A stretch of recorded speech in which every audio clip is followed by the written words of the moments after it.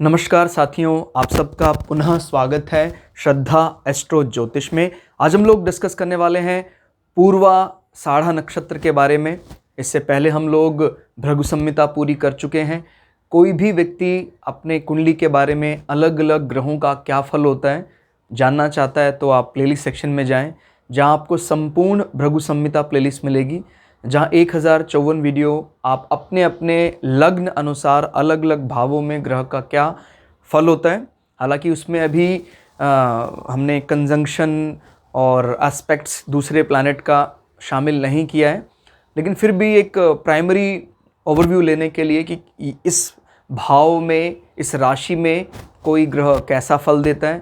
और ज्योतिष को इनफैक्ट सीखने का भी सबसे आसान और सबसे कह सकते हैं ऑथेंटिक तरीका भी यही है कि भृगु संहिता को शुरुआत में आधार बनाया जाए। बाकी सभी जितने भी नियम हैं, चाहे वो पराशरी पद्धति के हैं, चाहे वो जैमिनी पद्धति के हैं, और चाहे कोई अभी प्रचलन में जो कुछ पद्धतियां हैं जिसको केपी एस्ट्रोलॉजी बोलते हैं, वो सभी पद्धतियां कहीं ना कहीं डिपेंडेंट हैं किसी किसी चीज़ के ऊपर। लेकिन जहां बात करते हैं भृगु संहिता की, वहाँ एक ग्रह के उस भाव में फल को हम आसानी से जान सकते हैं और धीरे धीरे इसमें हम चीज़ों को कॉम्प्लेक्स करते जाएंगे ताकि हम बाद में इंटीग्रेटेड अप्रोच समझ सकें। तो आइए शुरुआत करते हैं पूर्वा साढ़ा नक्षत्र। अगर पूर्वा साढ़ा को एक लाइन में समझना हो तो ये एक शौर्य है, शौर्य की बात करता है, लेकिन इस शौर्य में एक फिमैलिक पार्ट भी रहेगा, क्योंकि कहीं ना कहीं इसका विंशोत्तरी स्वामी शुक्र है। इसका अपना देवता भी हालांकि शौर्यवान है, लेकिन उसका संबंध हम जल के साथ मान रहे हैं, यानी वरुणा देवी आप कह सकते हैं, जो जल देवता का फिमैलिक रूप है उसको इनका देवता माना जाता है, या अपस देवता इनके माने जाते हैं। और कहीं ना कहीं समुद्र से ही हम लक्ष्मी का उद्गम मानते हैं, तो लक्ष्मी की उपासना से भी ये ग्रह, या कह सकते हैं ये इस नक्षत्र में बैठे ग्रह की अगर स्थिति अच्छी नहीं है तो उसकी उपासना करने से वो शांत हो जाता है। क्लियर? तो अब इसमें बात करते हैं कि भाई ये नक्षत्र आकाश में किस प्रकार से जान पड़ता है। गजदंत आकृति दिखाई देती है इसकी, हाथी का बायां दांत जो बाहर निकला होता है उस प्रकार से ये दिखाई देता है। कई ज्योतिषविद इसको एक हाथ के पंखे के समान की आकृति भी मानते हैं, जो झलने वाला पंखा है, इस प्रकार से कर्व मानते हैं उसको। तो चाहे वो हम बायां गज, लेकिन ये बायां गजदंत ज़्यादा सटीक लगता है, क्योंकि धनु राशि में एक प्रकार का क्षत्रिय प्रधान राशि है, तो वो रूप दिखाई देता है। जहाँ भी गज की बात आती है, गज दंत की बात आती है, तो शौर्य और साहस। और गज को हम ना सिर्फ स्थल के साथ, उसको जल के साथ भी जोड़कर देखते, तो गज का वो रूप जो जल में निवास कर रहा है, जल में आराम कर रहा है और जल से अपने शरीर को धो रहा है, तो उस प्रकार के रूप को हमें एक ध्यान देना है। ये जो हम बातचीत कर रहे हैं ये एक प्रकार का इस नक्षत्र का जो वैदिक मंत्र है उसको हमने हिंदी में डिकोड किया है। तो क्योंकि वैसे भी अगर आप वैदिक मंत्र पढ़ेंगे तो शायद 90% व्यूअर्स को उसका सीधा अर्थ समझ में नहीं आएगा, तो एक प्रकार से वो सरल हो जाता है कि किस प्रकार का इसका रूप है नक्षत्र का, कैसा जान पड़ता है ये, तो वो उसको एक समर्पण दिया जा रहा है। बार बार जो हम ये पढ़ रहे हैं तो ये इसका ग्रैटिट्यूड, समर्पण उसके लिए जा रहा है। तो वो ध्यान रखना है कि देवता इसके वरुणा देवी या अपस। क्लियर हो गया? तो वरुणा देवी के भी रूप को थोड़ा जानना ज़रूरी है कि वो आप वेद मंत्रों की बात करते हैं तो वेद मंत्रों में ज़्यादातर कहीं ना कहीं इंद्र का नाम आ रहा है, अग्नि का नाम आ रहा है, उसके बाद जो तीसरे देवता हैं वो वरुण देव। क्लियर हो गया? तो जल देवता का जो फिमैलिक रूप है, और जल देवता का वाहन भी एक कह सकते हैं क्रूर एनिमल होता है, क्रोकोडाइल। तो इस प्रकार के साथ भी संबंध जोड़कर देखना है कि बेशक से वो आपको ऐसा दिखता है, लेकिन उस शौर्य में एक क्रूरता भी छिपी हुई है, या कह सकते हैं एक प्रेम के अंदर जो जलीय रूप है उसका, उसमें क्रूरता भी छिपी हुई है। तो उसका भी ध्यान रखना है कि इस प्रकार की देवता का चित्र लगाना, इनको भजना, इनके बारे में पढ़ना, तो निश्चित रूप से बलि होता है अगर इसको हम बार बार भजते हैं, इनके बारे में जानते हैं। और लक्ष्मी के साथ भी इनका संबंध जोड़कर देखना है। क्लियर। प्रतीक, बायां गजदंत या हाथ का पंखा, तो ये भी एक शौर्य को रिप्रेजेंट करता है। दिशा, दक्षिण पश्चिम के साथ संबंध जोड़कर देखना है इस नक्षत्र का। गोत्र, ऋषि पुलह के साथ या कह सकते हो उनका निवास इस नक्षत्र में रहता है। इनको ब्रह्मा जी की नाभि से उत्पन्न माना जाता है और ये कहीं ना कहीं सुख, समृद्धि, शौर्य की बात करने वाले ऋषि माने जाते हैं। और वैसे भी हम जब कभी अपने जीवन में संबंध की बात करते हैं, नाभि का एक बहुत बड़ा रोल है। और नाभि को ब्रह्मांड की या कहीं हमारे शरीर का एक बहुत बड़ा केंद्र माना गया है, शक्ति पुंज। जब कभी हम इनके देवताओं में त्रिपुर सुंदरी की भी उपासना करते हैं तो भी नाभि का एक विशेष स्थान है। तो इन ऋषि का भी उद्गम ब्रह्मा जी के नाभि से माना जाता है। और नाभि कमल या कमल जो पुष्प है वो सबसे ज़्यादा प्रिय है लक्ष्मी माँ को है। तो वहाँ से भी वो चीज़ें कहीं ना कहीं इनका रेलेवेंस जान पड़ता है। किसी देवता को, किसी नक्षत्र को जो जो चीज़ें प्रिय हैं, अगर वो जातक भी उनका ध्यान ज़्यादा करता है तो उसका फल उसको निश्चित रूप से मिलता है। वनस्पतियों का, देवताओं का, सिंबल्स का अगर वो अपने कहीं बैठक में इस्तेमाल करता है, जहाँ वो बैठते हैं ड्राइंग रूम में या ऑफिस में, कहीं इस प्रकार के सिंबल्स इस्तेमाल करता है तो वो बल बढ़ाने वाला है उसका। वर्ण, ब्राह्मण वर्ण माना जाता है इस नक्षत्र का। तो जो भी विशेषकर से, हालांकि हमने जो उदाहरण में कुछ लिए हैं व्यक्तियों को, उसमें हमने लग्न, उदित लग्न जिसका ये नक्षत्र है पूर्वाषाढ़ा, उनको भी शामिल किया है। लेकिन चंद्र नक्षत्र का विशेष रूप से फल रहेगा जब आपका जन्म हुआ है। अगर चंद्रमा इस नक्षत्र की शुरुआती डिग्रियों में है, कह सकते हैं धनु राशि में 13 डिग्री 20 मिनट से थोड़ा सा भी ज़्यादा चंद्रमा आ गया है, तो जो आपका जन्मकालीन नाम होगा वो भू से होगा।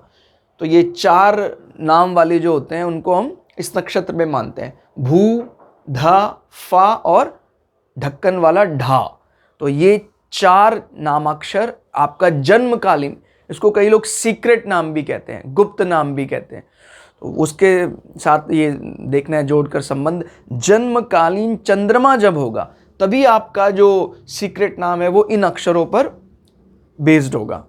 यह शुरुआती अक्षर हैं, कई लोग इनको प्रसिद्ध नाम के रूप में भी इस्तेमाल करते हैं, कई इन जन्माक्षरों को गुप्त भी रखते हैं। तो अपना अपना विचार है इसमें। फिर हम ब्राह्मण वर्ण की विशेषता क्या है कि भाई ये इनको बहुत ज़्यादा किसी काम में अगर आप लगा दें कि भाई आपको कोई मटेरियल, कोई इस प्रकार का काम है, तो उसको उनको करने में, देखिए काम करने में इनको लगाव है, लेकिन मटेरियल की वस्तु विशेष के प्रति अगर आपको कहें कि भाई ये कार्य आपको करना है, उस मामले में वैचारिक कार्य आप इनसे जितना मर्जी कराएं।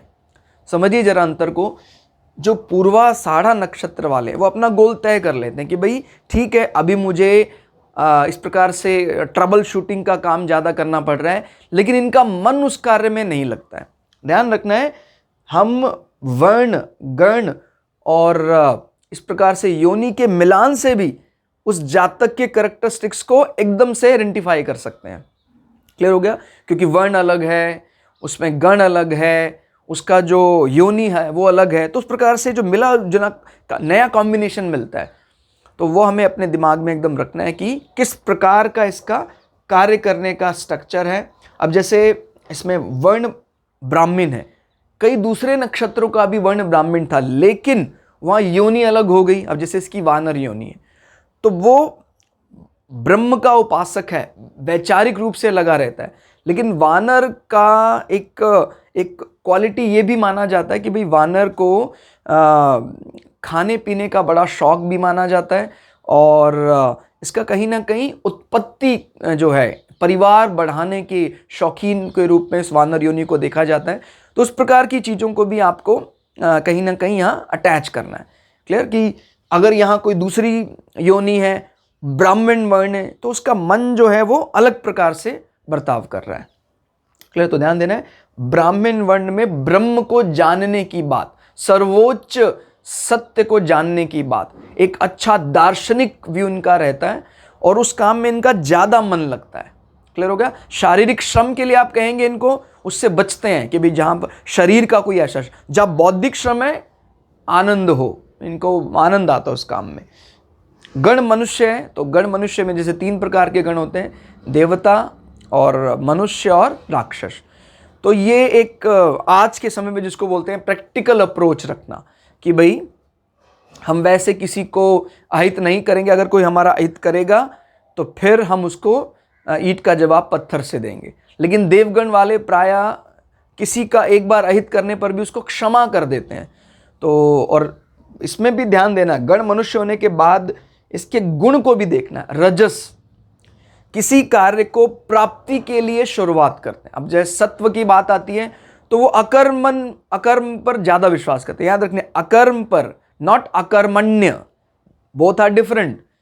भगवत गीता में कहते हैं कि हमें अकर्म तक जाना है। अपने काम के जहां फल की इच्छा हम त्याग देते हैं, वो ज्यादा नजदीक क्वालिटी किस गुण के लिए है? वो है जहां हम सत्व की बात करते हैं, विष्णु का उपासक।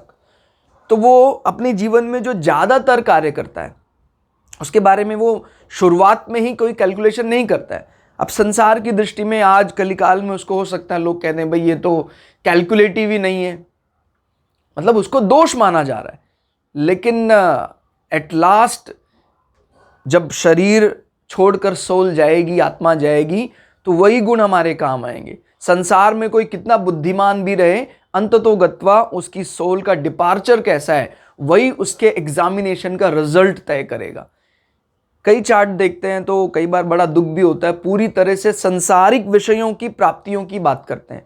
ठीक है, लोक का ध्यान रखना चाहिए, लेकिन परलोक की भी बात सोचनी चाहिए। पता लगा हमने अपने संतान के लिए सारी लौकिक सुख सुविधाओं की व्यवस्था कर दी और आपके जाने के बाद आपकी संतान लोक में ही पूरी तरह से लिप्त हो गई, या कहीं 12वें भाव के बारे में आपने उसको बिल्कुल भी नहीं सिखाया कि सोल को शरीर त्यागना भी है, तो वो पार्ट बहुत ज़्यादा कष्टदायक हो जाता है फिर।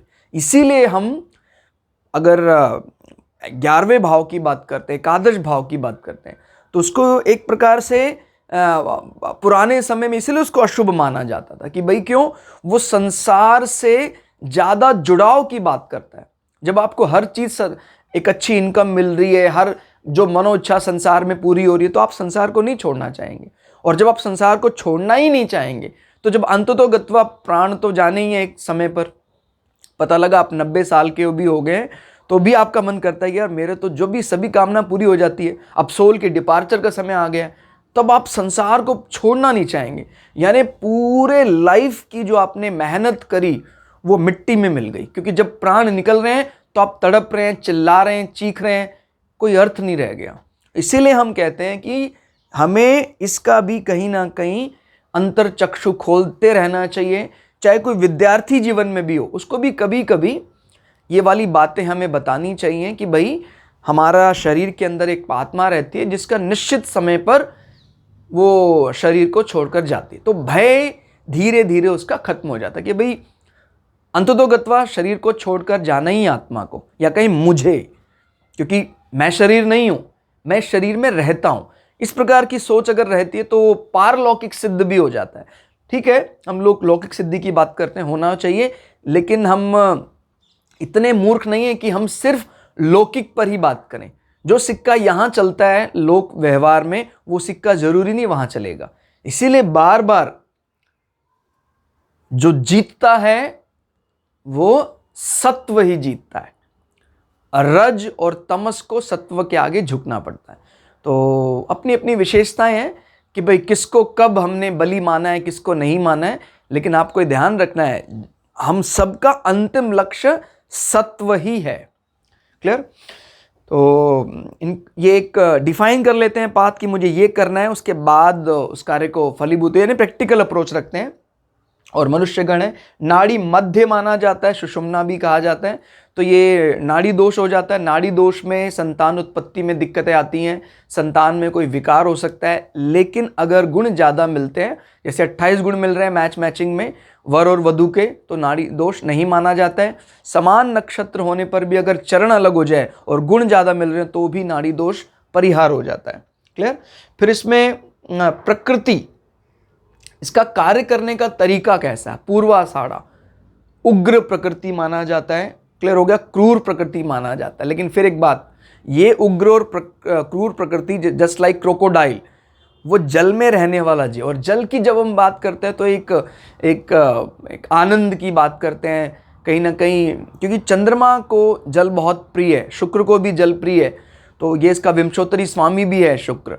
तो लेकिन उस शुक्र के अंदर एक मंगल का स्वरूप भी विद्यमान है, हमको ये भी ध्यान रखना है। तो उग्र क्रूर प्रकृति इनकी है। समान प्रकृति, इस नक्षत्र की प्रकृति मिलती किससे है? मंगल के समान। ध्यान देना, वरुणा देवी अगर रुष्ट हो जाए तो जल की महान प्रलय से संसार खत्म भी हो सकता है, तो वो भी एक दिमाग में रखना है। फिर इसमें नित्य योग, शिव योग के साथ इसको जोड़ा जाता है। अगर शिव प्रसन्न है तो सबसे जल्दी प्राप्तियां करवाने वाले, धन के देवता, और अगर कहीं शिव रुष्ट होते हैं तो फिर तांडव या प्रलय के देवता भी माने जाते हैं।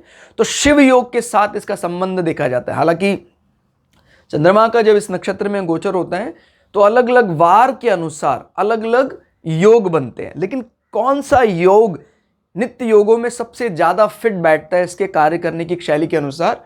शिव योग। तो ध्यान रखना है, शिव योग उपासना के लिए बड़ा अच्छा माना जाता है। कई दफा धर्म की जीत के लिए कोई डिस्ट्रक्टिव अप्रोच लेनी है उसके लिए भी अच्छा माना जाता है। तो रज्जू को शब्द को हम जोड़ते हैं मेरु रज्जू या स्पाइनल कोड। रीढ़ की हड्डी के साथ साथ हमारे जो सप्त शक्ति चक्र रहते हैं, इसमें कौन सा पार्ट ज़्यादा प्रोएक्टिव है, जो रिसेप्टर इंफॉर्मेशन लेकर जाते हैं वो किस हिस्से में ज़्यादा प्रोएक्टिव रहता है? आरो कटी, कटी यानी कमर, आरो यानी कमर का ऊपरी हिस्सा। और कहीं ना कहीं काल पुरुष अंग में कटी और कमर इसमें आता भी है कि भाई हम काल पुरुष अंग की बात करते हैं तो कटी, कमर, पीठ का निचला हिस्सा वो भी इसमें शामिल है। तो ध्यान रखना, इसमें समान रज्जू नहीं होना चाहिए, नहीं तो रज्जू दोष लगता है। यहां भी छूट है, गुण ज्यादा मिलने पर रज्जू दोष परिहार हो जाता है। क्लियर।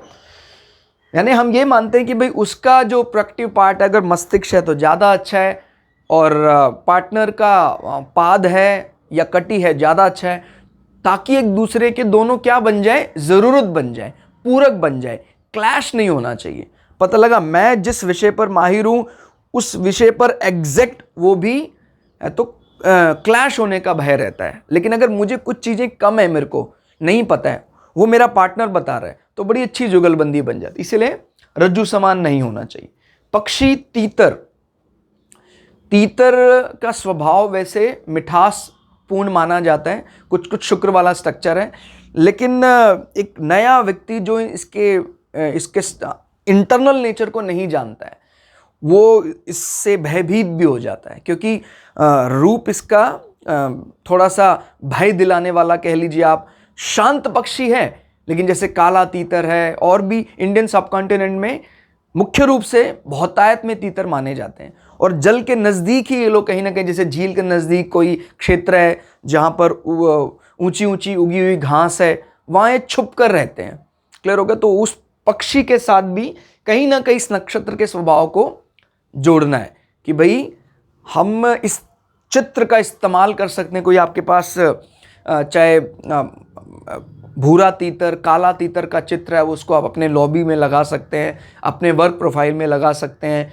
और इनकी जो नर मादा के लिए आकर्षण है बहुत ज़्यादा होता है, तो शुक्र का बल वहाँ भी दिखाई देता है। और घर की रक्षा के लिए ये अपने शौर्य का इस्तेमाल भी करते हैं, यानी जहाँ इनके अंडे होते हैं इनकी जंघा बहुत मजबूत होती है इस पक्षी की। और जंघा को जनरली जब हम जंघा ठोक कर किसी को हम चैलेंज करने के लिए इस्तेमाल करते हैं, तो एक प्रकार का चैलेंजिंग बर्ड की तरह भी इसको देखा जा सकता है, किसी को चैलेंज करने के लिए। और बहुत तेज भागता है, तो जंघा वाला पार्ट इसका बहुत मजबूत है। और इनका जो कालपुरुष कुंडली में जो अंग के साथ संबंध बनता है, या कालपुरुष अंग के साथ, उसमें भी जंघा या थाई पार्ट शामिल होता है। ध्यान रखिएगा, अगर इस नक्षत्र के जातक या इस नक्षत्र में कहीं दोष है तो उसका जंघा वाला या फीमर थाई पार्ट कमज़ोर होगा। क्लियर। फिर इसमें आगे चलते हैं। गुण रजिश, ये ऑलरेडी हम डिस्कस कर चुके हैं। प्रक्रिया, मोर्चाबंदी, इनका मुख्य रूप से जो कार्य रहता है, ये बड़े अच्छे ढंग से चीज़ों को प्लान करने में, एग्जीक्यूट करने में बड़े ज़बरदस्त होते हैं। क्लियर हो गया। तो ध्यान देना है, कभी भी प्रक्रिया की बात आएगी तो एक मोर्चा बनाकर कार्य करने की बात करते हैं कि भाई पहले से ही चीज़ों को प्लान कर लिया जाए, उसके बाद एग्जीक्यूट किया जाए। विंशोत्तरी स्वामी, शुक्र इनके विंशोत्तरी स्वामी है, लेकिन मैंने बताया किसी नक्षत्र को समझना है तो सबसे पहले उसका देवता। क्लियर। विंशोत्तरी स्वामी और इसका राशि कौन सा पड़ रहा है, तो राशि इसका धनु है, लेकिन धनु के स्वामी को एग्जैक्ट सीधे नहीं समझना, नहीं तो गड़बड़ हो जाएगी।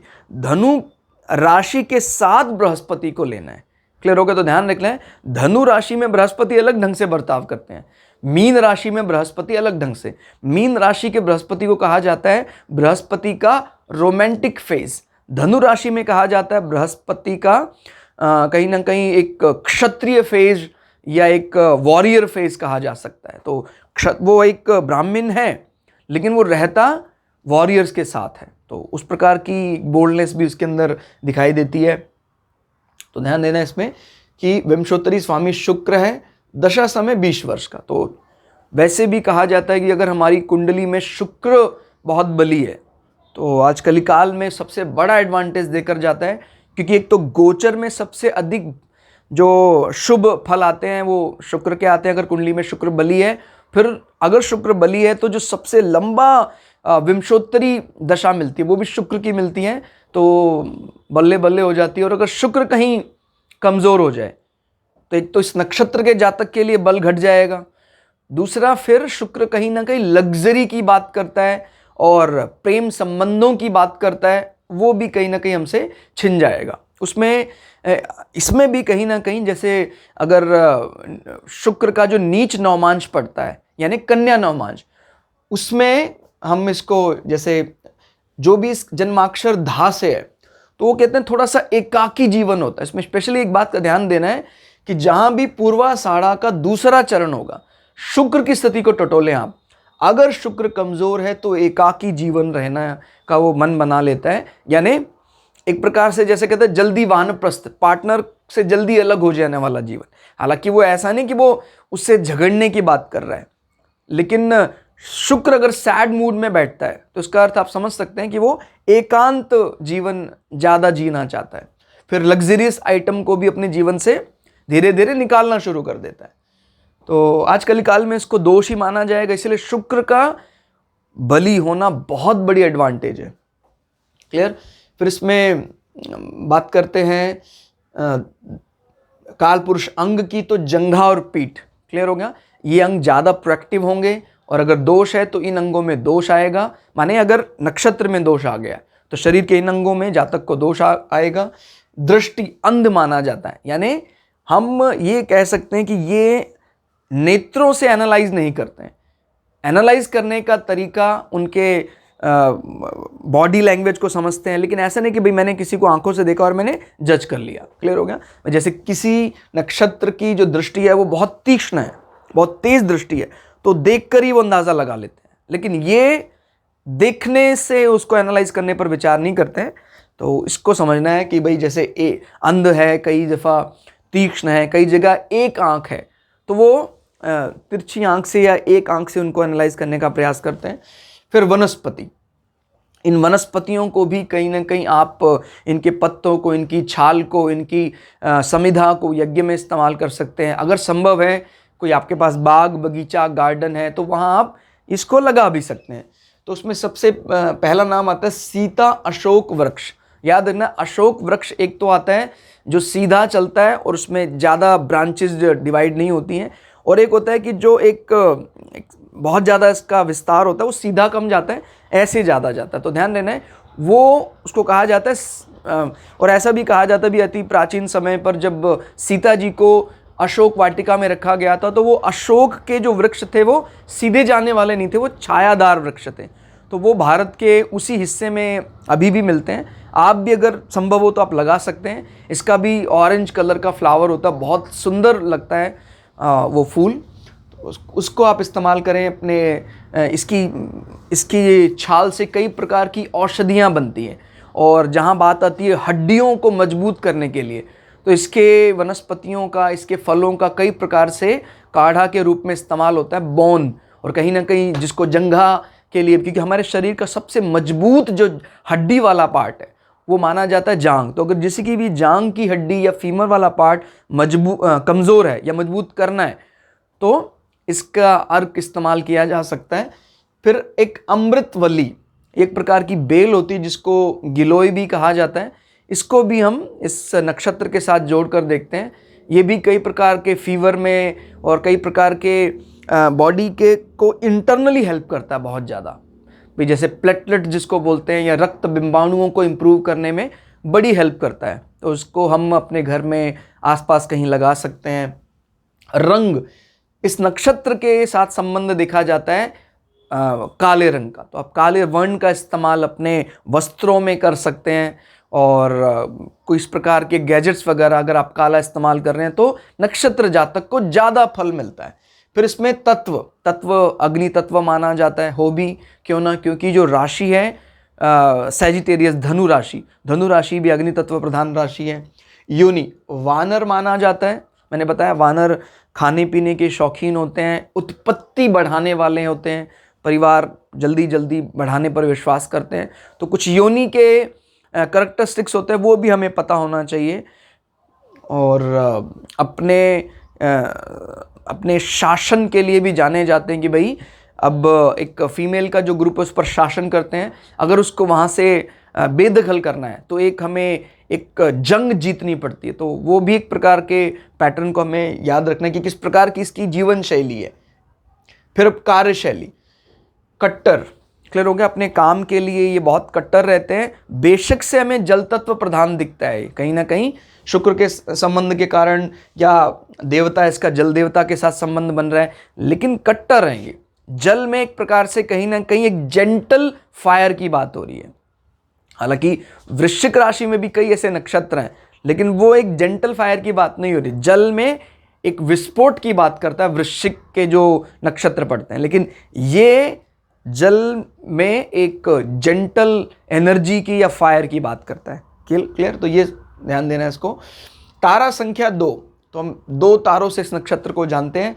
शुभ योग, कोई शुभ कार्य इस जातक को करना है, चंद्रमा बल करने के लिए या सूर्य बल बढ़ाने के लिए, तो पहले ये देखिए भाई सूर्य का गोचर इस नक्षत्र में कब होता है। अगर चंद्रमा के लिए करना है तो चंद्रमा का कौन सा मास इसके लिए जाना जाता है, कौन सी तिथि जानी जाती है। अगर वो तिथि में ये वार पड़ रहा है गुरुवार, तो कोई भी शुभ कार्य किए जा सकते हैं, जो धार्मिक कोई कार्य किए जा सकते हैं, आपके लिए बहुत अच्छा फली। सिद्ध योग, आप चाहते हैं वो सिद्ध हो जाए कार्य, वो मंत्र सिद्ध हो जाए, तो बुधवार और शुक्रवार को ये नक्षत्र, चंद्रमा इस नक्षत्र में गोचर कर रहा हो और वार ये पड़ रहा हो तो सिद्ध हो जाएगा वो। उत्तम योनि मिलान नक्षत्र, श्रवण नक्षत्र की योनि भी वानर है, तो इसके साथ उसकी मैचिंग अच्छी मानी जाती है। अति शत्रु योनि नक्षत्र, और इनकी जो मेढ़ा यानी एक प्रकार का भेड़ है वो, तो भेड़ योनि से इनका बैर है। जो पुष्य नक्षत्र और कृत्तिका नक्षत्र है उसको हम मेढ़ा योनि से मानते हैं, तो उसका 36 का आंकड़ा, इनके आपस में तनातनी रहती है। सूर्य गोचर, मैंने बताया कि कोई सूर्य संबंधी प्रयोग आपको करने हैं कि सूर्य इस नक्षत्र में कहीं कमजोर होकर बैठा है, उसके साथ राहु भी बैठा हुआ है, तो फिर सूर्य को बलि करने के लिए आप दिसंबर अंत में कर सकते हैं। दिसंबर अंत में जैसे कोई त्रयोदशी तिथि है और आपका गुरुवार पड़ रहा है तो वो करना चाहिए। याद रखिए, कोई ग्रह कमजोर है, नीच का है, उसके लिए हम काम करेंगे शुभ योग में। और अगर हम कोई सिद्धि पाना चाहते हैं, उसको सिद्ध करना चाहते हैं, तो फिर हम सिद्ध योग का सहारा लेंगे। क्लियर। चंद्रमास व तिथि, आषाढ़ मास का पूर्वार्ध, क्लियर हो गया। तो आषाढ़ जो होता है सावन से पहले जो चलता है, वो कहीं ना कहीं जून मास के मध्य में आता है, तो वो चंद्रमास माना जाता है। और शुक्ल कृष्ण पक्ष की त्रयोदशी भी इस नक्षत्र के साथ जोड़कर देखनी है। क्लियर। फिर इसमें हम बात करते हैं नक्षत्र पद, अलग अलग चरण में जो जातक पैदा हुए हैं उनका स्वभाव शुक्र किस प्रकार से भिन्न भिन्न हो सकता है। एक तो मोटी बात हमने समझ ली कि नक्षत्र का देवता कौन है, विंशोत्तरी स्वामी कौन है, और हमने ये भी ध्यान दिया कि भाई कौन सी राशि में पड़ रहा है, धनु राशि में। तो इन तीनों से हमने काफ़ी हद तक जातक का स्वभाव समझ लिया कि भाई जल में शौर्य इस प्रकार की बात कहीं करता है। लेकिन इसमें जो अलग अलग चरण आते हैं, अलग अलग पद आते हैं, उसमें विभेद हो जाता है, क्योंकि इसमें नवमांश बदल जाता है।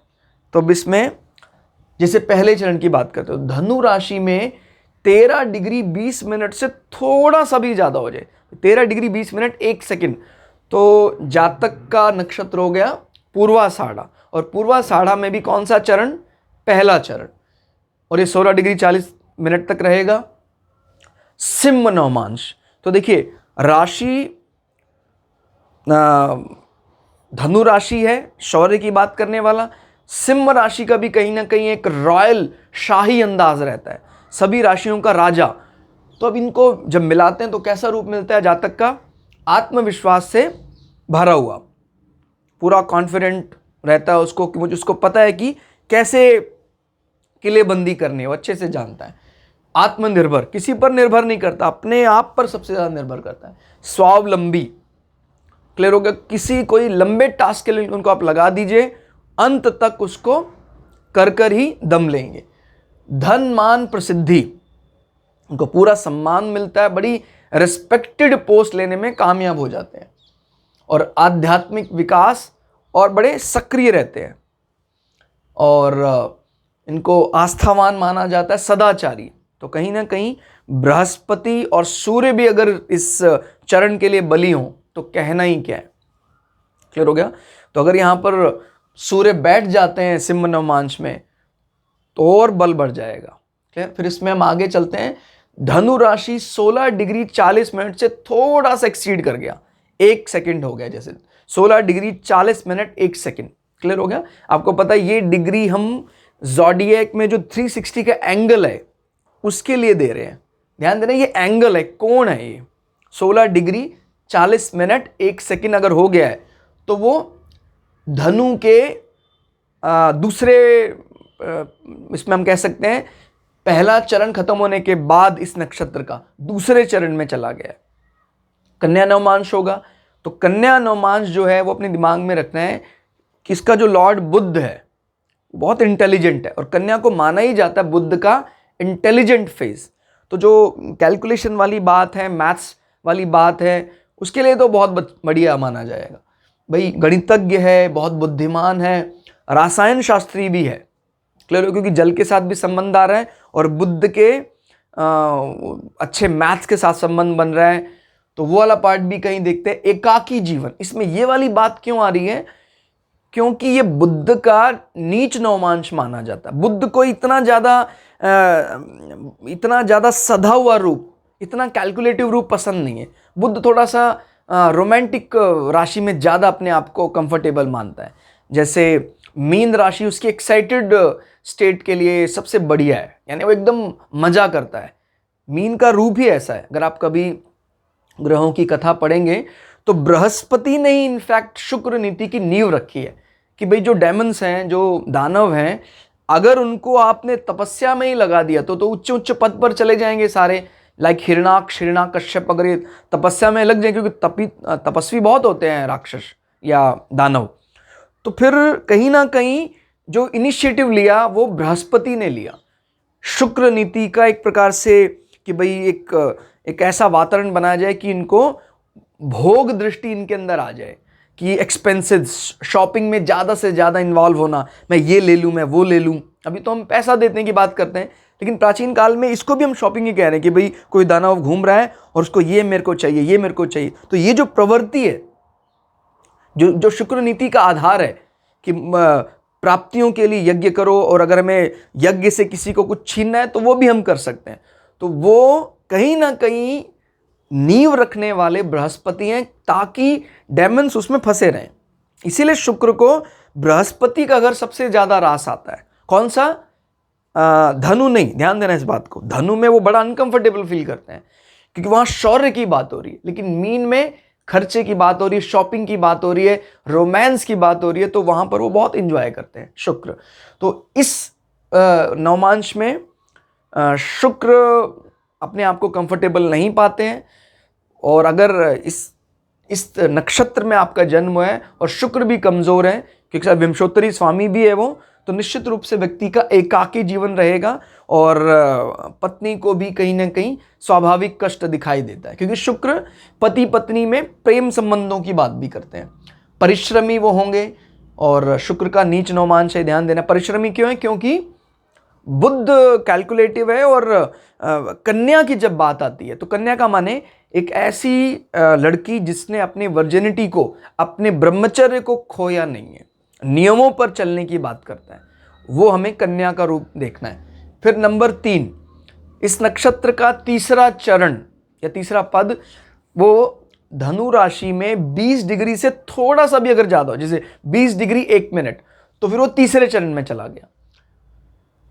फिर 23 डिग्री 20 मिनट तक तीसरा ही चरण रहेगा जो तुला नवमांश में आता। अब इसमें शुक्र का बल बढ़ रहा है, क्लियर होगा? तो वो अब शुक्र का भी एक एसेंस इसमें जोड़ना है, बृहस्पति के साथ शुक्र का भी। हाँ, एक चीज और मैं आपको बता रहा हूं, ये एक ऐसा नक्षत्र है जहां बृहस्पति और शुक्र दोनों के लिए फेवर जाता है, क्लियर हो गया? स्पेशली अगर इसमें तीसरा वाला चरण है तो बहुत ज़्यादा बल बढ़ जाता है, बृहस्पति का भी और शुक्र का, दोनों का ध्यान रखने वाला जो चरण है वो माना जाता है, क्योंकि हम वरुण देव को कहीं ना कहीं दोनों के लिए, चाहे वो देवता हैं या दानव हैं, दोनों में एक ब्रिजिंग का काम करने वाले देवता माने जाते हैं वरुण देव, क्लियर? तो वो प्रोफाइल का हमें ध्यान देना है कि भाई एक देवता है ये, लेकिन कभी भी इनमें बातचीत करनी हो देवताओं में और दानवों में, तो वो सबसे ज़्यादा विश्वास करते हैं इन वरुण पर। तो हमें वो ध्यान देना है कि किस प्रकार से इसमें बृहस्पति और शुक्र दोनों का वरदान मिल रहा है, दोनों गुरुओं का वरदान, एक देव गुरु और एक दैत्य गुरु। तो इसमें तुला नवमांश में सुख सुविधा संपन्न जीवन ऐसा होगा, तो पूरी अपने शौर्य को वो इसके लिए लगाता है, क्लियर हो गया? अपने साहस को, अपनी ताकत को वो इसमें बल को बढ़ाने के लिए लगाता है। आराम तलब, व्यर्थ परिश्रम नहीं। मैंने पहले भी बताया कि क्योंकि वर्ण ब्राह्मण है, वो तो सभी चरणों में रहेगा कि बौद्धिक परिश्रम इनसे करवा लीजिए, जहां शारीरिक श्रम, क्योंकि वो विशेषता किसकी है, क्लियर हो गया? ट्रबल शूटिंग, काम में लगे रहना, काम में कमाल की दक्षता, वो हम ज्योतिष में ब्राह्मण वर्ण को काम में दक्षता के लिए नहीं माहिर मानते हैं, हम शूद्र वर्ण को कमाल का ट्रबल शूटर मानते हैं, कि किसी भी काम में जो माइक्रोस्कोपिक चीजें पकड़ने वाले हैं, छोटी बातें। तो ध्यान देना इस चीज को कि अगर कोई फॉल्ट हो गया है, उस फॉल्ट को जो ब्रह्म में लगे रहने वाली सोच है उसको, क्योंकि वो तो आध्यात्म की बात में ज्यादा प्रखर बुद्धि है उनकी, सभी अपने अपने में महान है। एक बहुत बड़ी ये दोष है कि भाई हम उसको बेस्ट वर्स्ट, ये कोई फाइट नहीं है, सब हमें ज़रूरत है, सोसाइटी को सारे ही सोच की आवश्यकता है। तो यहाँ पर कोई भी वर्स्ट या बेस्ट लेकर नहीं चलना है, बस ये ज़रूरत के हिसाब से हर सोच हमारे लिए इंपॉर्टेंट है। तो वो ध्यान देना कि भी शारीरिक श्रम करके कोई ज़्यादा प्रसन्न नहीं होते हैं, बौद्धिक श्रम आप इनसे करा लीजिए, बौद्धिक श्रम में बहुत आनंद मिलता है इनको। धनी यशस्वी। फिर चौथे चरण की अगर हम बात करते हैं तो चौथा चरण धनु राशि में 23 डिग्री 20 मिनट से थोड़ा सा भी एक्सीड कर जाए तो चौथा चरण आ जाएगा। चंद्रमा इसमें होना चाहिए से 26 डिग्री 40 मिनट तक, ध्यान रखना है, इसके आगे नहीं। वृश्चिक नवमांश आ जाएगा तो अब इसमें क्या है, धनु और वृश्चिक का पार्ट थोड़ा सा मिलाना है। शौर्य है लेकिन उस शौर्य को गुप्त रूप से इस्तेमाल करें, क्योंकि वृश्चिक का स्ट्रक्चर आपको पता है कहीं ना कहीं कार्य में गुप्तता की बात करता है। तो जातक एक तो एक्सट्रीमिस्ट होता है, क्योंकि वृश्चिक राशि आपको पता है एक्सट्रीम लवर या एक्सट्रीम हेटर की बात करता है, तो उस शौर्य को वो बड़े अच्छे ढंग से एक एक्सट्रीम लेवल पर चला जाता है कि अगर वो प्रेम करने पर आ गया तो एक्सट्रीम लवर होगा, और अगर हेट करने पर आ गया तो एक्सट्रीम हेटर होगा कि भाई निस्तो नाबूद करो उसको। हठी जिद्दी होता है, वो वृश्चिक का स्वाभाविक गुण है। दुराग्रही, बार बार इसको मना भी किया फिर भी आग्रह करता है। शौर्य तो है, जो हम बात करते हैं धनु राशि में शौर्य है, लेकिन वो शौर्य कहीं ना कहीं वृश्चिक किस तरह इस्तेमाल कर रहा है, गुप्तता के रूप में उसको इस्तेमाल कर रहा है। गुप्त पराक्रम करना, आपने मना किया तो उसके बाद भी वो किया और ऐसा किया सब लोग दंग रह गए, कैसे उसने किया। तो ये कठिन कार्य करने में माहिर होते हैं और गूढ़ रहस्य जानने वाले, कोई गूढ़ रहस्य में आप इनको लगा दीजिए, बिल्कुल उसको डिकोड करके लाएंगे। तो इसलिए कहीं ना कहीं ये एक जो हमारा अष्टम यानी कुछ अकल्ट वाला पार्ट जो है, तंत्र की जो पार्ट है, उसको ये नवम भाव के साथ, धर्म के साथ जोड़ने का भी काम कर रहा है। तो उस अकल्ट को धर्म के प्रति कोई इस प्रकार की सिद्धि लेनी है, सात्विक तांत्रिक जो साधनाएं हैं, उसके लिए भी चतुर्थ नवमांश को अच्छा माना जा सकता है, क्योंकि मुख्य रूप से तो धनु राशि में ही आ रहा है, ये ध्यान रखना है। अब इसका नवमांश वृश्चिक आ गया तो वो उस सत्व में, या कह सकते हैं उस धनु राशि या उस धर्म भाव में अकल्ट को जोड़ रहा है। तो ऐसे पार्ट में भी ये लोग कई चीज़ें खोज कर लाते हैं, कई चीज़ें इन्वेस्टिगेट करने में कामयाब हो जाते हैं। स्थान की बात करते हैं, जब हम स्थान की या कोई इसके कोई जो भी कोई कार्य इनमें विहित कार्य की बात करेंगे तो उसको आप कहीं ना कहीं प्रोफेशन के साथ भी जोड़कर देख सकते हैं। अब इसको क्या क्या स्थान प्रिय है इस नक्षत्र को, समुद्र, कोई भी जल का किनारा इसको प्रिय है, और झील, मत्स्य उद्यान जहाँ मछलियाँ हैं, और तरण ताल, कोई भी इस प्रकार का जिसमें कुछ उगने वाली चीज़ें हैं या कमल उगते हैं। तटवर्ती स्थान, कोई भी माने जल तो नहीं है लेकिन जल बहुत दूर भी नहीं है, ऐसे स्थान को भी ये प्रिय लगते हैं। बंदरगाह, क्लियर हो गया, कोई पोर्ट हैं वो भी इस नक्षत्र के स्थान माने जाते हैं। जलपोत, द्वीप, कोई आइलैंड है। उच्च वर्ग एकत्रण स्थल, क्योंकि धनु के शौर्य की बात भी आ रही है, तो एक ऐसा एकत्रण स्थल जहाँ जल को प्रदर्शनी के रूप में रखा जाता है, तो वो इसके स्थानों में चिन्हित किया जाता है। तो ऐसी स्थानों को आप घूमने के लिए इस्तेमाल, ट्रैवलिंग के लिए इस्तेमाल करेंगे तो नक्षत्र बल बढ़ता है।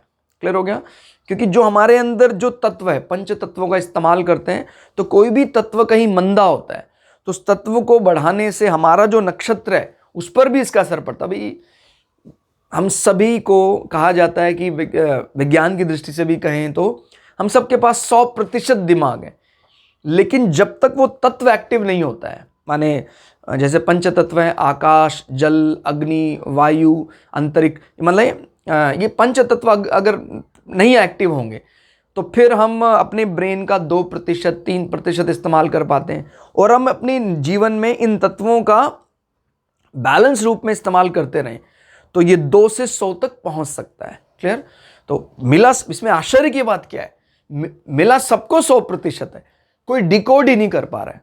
यानी हम भगवान से कुछ इस प्रकार की बैगिंग कर रहे हैं कि भगवान मुझे और दिमाग दे। भगवान भी सोचता है यार जो मैंने दिया उसका तो यूज तूने कर लिया, तो भगवान से हमें ये नहीं मांगना है कि हम तू और ब्रेन दे, हमें इस ब्रेन को यूज करना सिखा दे। ब्रेन तो सबको 100% है, और ये यूज होगा इन जो हम मंत्र बोलते हैं, मंत्रों में कहते हैं ना भाई अक्षर ब्रह्म, ओम, उस उच्चारण में हमारा पूरे शरीर में जो स्पंदन होता है उससे हमारे सप्त शक्ति चक्र जागृत अवस्था में पहुंचने लग जाते हैं। इसी प्रकार से हमारा अलग अलग स्वाद, अलग अलग ट्रैवलिंग, ये भी हमारे शरीर के इन शरीर ये जो इम्बैलेंस है उसको बैलेंस अवस्था में ले आता है, और 2 से 100% तक ब्रेन को ले जाया जा सकता है। तो ध्यान देना, इन स्थानों को इस्तेमाल कर सकते हैं ट्रैवलिंग में या प्रोफेशन में भी कहीं ना कहीं अटैच करके देखना है।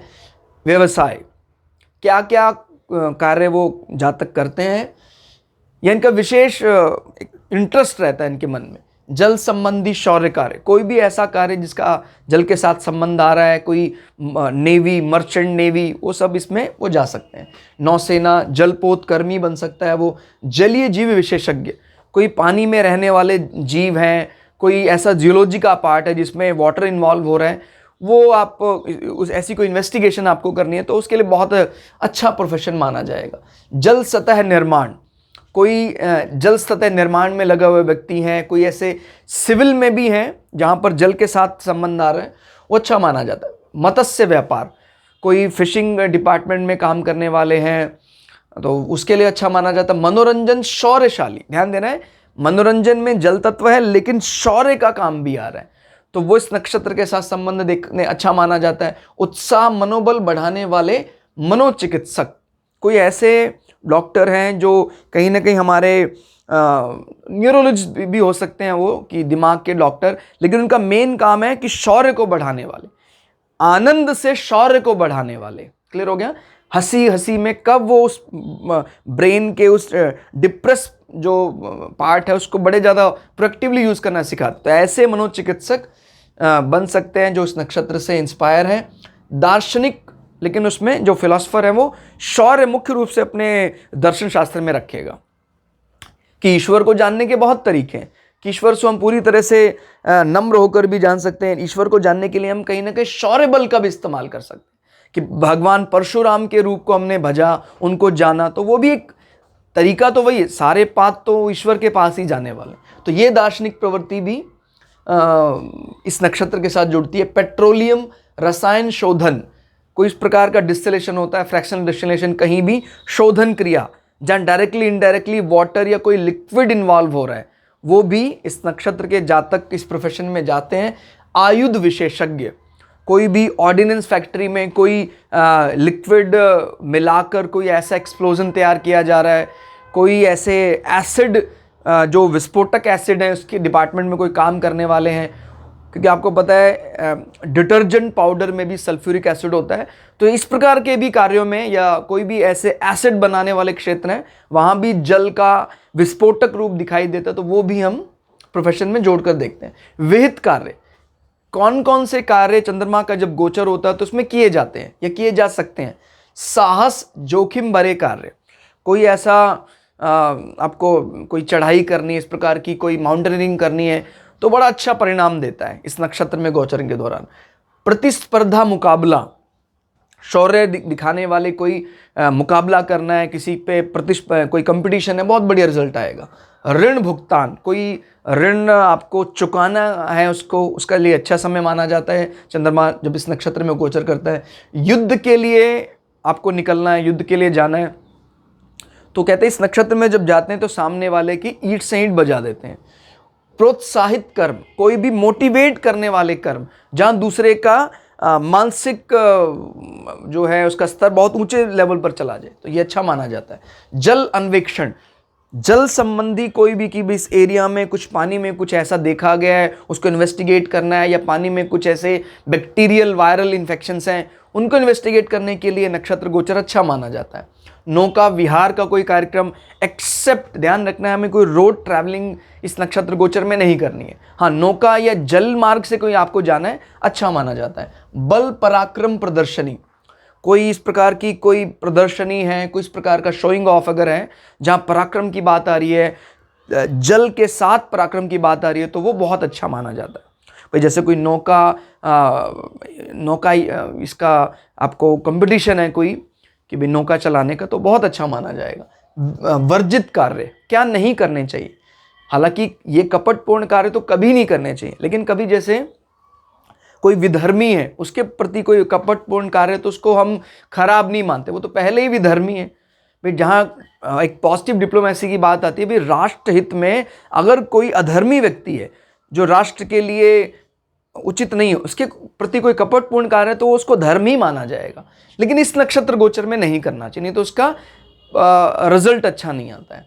चातुर्य व कूटनीतिक कार्य भी अवॉइड करते हैं इस नक्षत्र में। कार्य समाप्ति, कोई कार्य, अच्छे कार्य उनकी समाप्ति इस नक्षत्र में ना हो तो बेटर है। सड़क रेल यात्रा भी इस नक्षत्र गोचर में वर्जित होती है। माने शोभन योग इस नक्षत्र के दौरान अगर बनता है तो उसको अवॉइड करना चाहिए। शोभन योग यानी विशेष रूप से यात्रा के लिए। उपचार, अगर किसी का भी ये नक्षत्र जातक कोई कमजोर आ रहा है तो क्या क्या उपचार कर सकता है, वो जो मैंने यहाँ सिंबल बताए वो सभी सिंबलों को अपनी लाइफ में इस्तेमाल करे। कलर, वनस्पतियाँ, देवता, उनको इस्तेमाल करे। इसके अतिरिक्त जैसे वरुण देव की उपासना करे, वो अगर कोई भी जल देवता या वरुण देवता का वो मंत्र जानता है वो भजे। लक्ष्मी, ललिता या त्रिपुर सुंदरी की उपासना, आप त्रिपुर सुंदरी का चित्र लगा सकते हैं अपने ड्राइंग रूम में। माँ त्रिपुर सुंदरी जो कुंडलिनी शक्ति की भी देवी मानी जाती हैं, उनकी उपासना करें। जैसे विष्णु सहस्त्र नाम होता है, ऐसे ही लक्ष्मी सहस्त्र नाम की उपासना आप कर सकते हैं। और वो तो किसी के लिए भी अच्छा है, लक्ष्मी सहस्त्र नाम तो किसी को भी धन में उसको लगता है कमी है, तो ये आप प्रैक्टिस करेंगे तो शायद 5-6 महीने में आपको ये 1000 नाम याद हो जाएंगे। फिर इसमें उपचार और क्या क्या शामिल है। कनक धारा एक स्त्रोत आता है, जो कनक का मतलब होता है कहीं ना कहीं धन वर्षा या स्वर्ण, कनक का अर्थ होता है तो सोने की वर्षा, इस प्रकार का एक स्त्रोत है। वो संस्कृत में, हालांकि अगर आपको शब्दों का सही चयन या शब्दों का सही उच्चारण नहीं आता है तो आप उसको छोड़ दीजिए। धार्मिक स्थल का कोई निर्माण करना है तो वो भी आप कर सकते हैं कि कोई धार्मिक जगह बन रही है, उसमें आपको कोई इस प्रकार का आप सहयोग कर सकते हैं। कोई ऐसा स्थान किसी मंदिर में कि जल की व्यवस्था करनी है अगर आपको, क्योंकि इसमें एक शौर्य और जल की भी बात आ रही है, तो आप इसमें जल सहायता भी दे सकते हैं। या किसी भी क्षेत्र में जहाँ पर पानी की कमी रहती है, लोगों को पानी की व्यवस्था नहीं मिल पाती है, तो आप उसके लिए जल व्यवस्था कर सकते हैं। क्लियर हो गया। और सर्दियों में अगर गर्म पानी की व्यवस्था कर पाएँ तो बहुत अच्छा रहता है, अपनी क्षमता के हिसाब से। ध्यान देना, अपनी क्षमता को क्रॉस करके देवता या ईश्वर ये नहीं कहता कि वह अपने आप को बलिदान कर दे, लेकिन ये आपको पता है कि आपकी क्षमता कितनी है। क्लियर हो गया। पता लगा आप महीने में 10 लाख रुपए कमाते हैं और अपनी दान देने की क्षमता आपने एक महीने में 1000 रुपये रखी, तो ये एक गलत तरीका है। आप कम से कम दिमाग में रखें कि भाई अगर मैं किसी को डोनेट करने की बात करता हूँ तो मैं एटलीस्ट टोटल आमदनी का 4%, 5% में कहीं ना कहीं किसी न किसी डायरेक्टली इनडायरेक्टली चैरिटी में उसको इन्वॉल्व करूँ, क्योंकि उससे बहुतों का हित होता है और इससे कई प्रकार से आपके नक्षत्र, राशि, स्वामी, देवता प्रसन्न हो जाते हैं। क्लियर। क्योंकि जितने भी जीव हैं, अगर उनको डायरेक्टली इनडायरेक्टली आपके जरिए मदद मिल रही है, और इसके लिए कोई, जैसे मान लीजिए मैं 100 रुपये भी कमाता हूँ, तो मैंने बोला ना 4 और 5% का जो हिस्सा है, ये बहुत बढ़िया, माने बहुत बड़ी धनराशि नहीं है ये आप अनुदान करें, बहुत इतना ही काफ़ी है। 100 रुपये में से आपने 5 रुपये अनुदान स्वरूप दिए हैं दिन के, तो बहुत बढ़िया आप दान दे रहे हैं। तो ये ध्यान देना है कि हम अपने आप को दूसरे से हम झूठ बोल सकते हैं, अपने आप से झूठ नहीं बोलना है।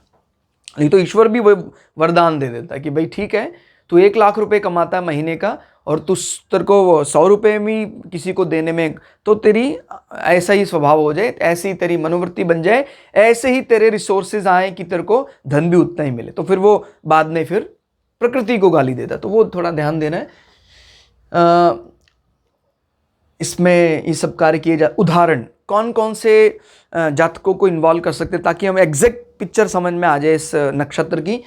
एक वीरांगना है जॉन ऑफ आर्क, जिनको फ्रांस के साथ जोड़कर देखा जाता है, और इनका कहीं ना कहीं टेस्टामेंट में भी वर्णन मिलता है, या कह सकते हैं कई कैथोलिक बुक्स में भी इनको बड़े शौर्य के रूप में एक वीरांगना माना जाता है। तो फ्रांस ने इंग्लैंड के कह सकते हैं ईंट से ईंट बजा दी थी इनके लीडरशिप में। तो कहीं ना कहीं वो इस नक्षत्र का ही कमाल कह सकते हैं इस राशि, धनु राशि और नक्षत्र का सही रूप समझना है तो वीरांगना जॉन ऑफ आर्क को हमें पढ़ना चाहिए, समझना चाहिए। इनका लग्नेश इस नक्षत्र में था। ध्यान दीजिए, इनका चंद्रमा इस नक्षत्र में नहीं था, इनका जो लग्नेश बुध नक्षत्र था वो इस नक्षत्र में था। और एडोल्फ हिटलर, इसमें हमने चंद्रमा नक्षत्र वाले भी जातक शामिल किए हैं और लग्न नक्षत्र वाले जातक भी शामिल किए हैं। तो एडोल्फ हिटलर भी कहीं ना कहीं धनु के शौर्य से और इस नक्षत्र के उस जलीय शौर्य से ताल्लुक़ रखते थे, कि उनको मन में वैसे कह देते हैं कि भाई बहुत ज़्यादा एग्रेसिव मैन थे, लेकिन हमें ये भूलना नहीं चाहिए कि वो शुरुआत में करियर उनको बहुत शौक था पेंटिंग बनाने का। कहीं ना कहीं जो वाटर पेंटिंग होती है उसके बहुत अच्छे ये कलाकार माने जाते हैं या माने जाते थे एडोल्फ हिटलर। और बाद में आकर इनके पास एक ऐसी कमाल की शौर्य शक्ति, या कह सकते हैं ऐसा वाणी इनको मिली कि अगर इनके सामने कोई भी आया वो सम्मोहित हुए बिना नहीं रह सका। इनका कोई शत्रु भी रहा तो ऐसी सम्मोहिनी विद्या इनके पास थी। तो ऐसा भी हम कहते हैं कि भाई जैसे काल पुरुष की कुंडली में 9th हाउस सैजिटेरियस है, तो जो भी अच्छे एस्ट्रोलॉजर हैं उनकी जो वाणी का जो बल देखना है तो कहीं ना कहीं नवम भाव या नौवीं राशि के साथ मिलाकर देखा जाता है। और कोई उन्होंने बात बोली है, वो पूरी हो जाएगी कि नहीं वो एक अलग विषय है, लेकिन उसकी वाणी को लोग सुन रहे हैं, वो कहीं ना कहीं धनु राशि का कमाल है। क्लियर हो गया। और उसने जो वाणी बोली है वो पूरी हो गई, वो 2 नंबर यानी कालपुरुष की कुंडली में 2 नंबर यानी कुटुंब भाव, हमारे प्रॉमिसिंग नेचर, या कह सकते हैं हमने वादा किया उस वादों को पूरा निभाने की बात करता। तो हम एक अच्छे ज्योतिषी के लिए 9 और 2 नंबर राशियों को टटोलते हैं। तो फिर इसमें ऐश्वर्या राय भी इसमें शामिल है। इनके पिताजी का संबंध भी कहीं ना कहीं मरीन इसमें रहा, भाई मरीन इंडस्ट्री में ये उन्होंने कार्य किया कहीं ना कहीं, तो उनको भी आप समझ सकते हैं कि एक शुक्र का, बृहस्पति का और वरुणा देवी का इनके रूप में मिला जुला रूप दिखाई देता है। अटल बिहारी वाजपेयी जी, तो इनका भी इस नक्षत्र के साथ संबंध देखा जाता है कि भाई वैसे बड़े कवि और जल तत्व प्रधान दिखाई देते, लेकिन जहाँ पर अमेरिका ने प्रतिबंध लगाए तभी भी बिल्कुल नहीं घबराए, क्योंकि हमने कई परमाणु विस्फोट किए थे। प्रधानमंत्री स्वर्गीय श्री अटल बिहारी वाजपेयी जो भारत रत्न भी रहे उनके समय काल में, और वो कमाल का शौर्य धनु या कह सकते हैं पूर्व आषाढ़ा का ही कमाल है, क्योंकि वो छुपकर जो शौर्य दिखाना है इसमें ये माहिर है पूर्व आषाढ़ा। तो ये अटल बिहारी वाजपेयी जी ने करके दिखाया और भारत को एक एटमिक शक्ति बनाया। चंद्रबाबू नायडू, जिनको हम कहीं ना कहीं एक आईटी रेवोल्यूशनरी के बारे में अगर कभी पढ़ना चाहें तो इन्हीं को माना जाता है कि भाई एक आईटी सीएम का इनको नाम दिया गया था। और तेलुगु देशम पार्टी की स्थापना में भी इन्होंने बढ़ चढ़ कर, या कह सकते इन्हीं के ही एफर्ट के कारण वो पार्टी राष्ट्रीय स्तर पर जाने लगी। और इन पर कई दफ़ा इन पर जान का भी हमला हुआ, उसके बाद भी बिल्कुल नहीं घबराए। वो बोल्डनेस कि अपने शत्रुओं को ख़त्म करने की ताकत, और मिठास भी बराबर रही, बोल्डनेस भी रही, मिठास भी रही। तो वो चंद्रबाबू नायडू की पर्सनैलिटी को से समझा जा सकता है। माधवराव सिंधिया, राजघराने में रहना, कहीं ना कहीं जैसे एक बात हो रही थी उच्च वर्ग एकत्रण स्थान में ही सदा ये रहे, और इनमें एक मिठास भी रही, जब बोलते तो बड़ी मीठी वाणी बोलते थे, और शौर्य भी रहा। इनका बैकग्राउंड इनको पूरी तरह वो शौर्य दिलाता था, भाई राज परिवार से संबंध रहा। और अनफॉर्चुनेटली दुर्भाग्यवश इनका एक प्लेन क्रैश में इनकी मृत्यु हो गई थी। और धीरू भाई अंबानी, तो इनके साथ भी बहुत लोअर से इन्होंने अपने आप के जीवन को शुरू किया, और बड़े ज़्यादा चैलेंजेस फेस करने के बाद भी हिम्मत नहीं हारी, और बहुत बड़ा एम्पायर खड़ा किया। 100 अरब डॉलर की जो संपत्ति इन्होंने जोड़ी वो बाद में संतानों में बटी।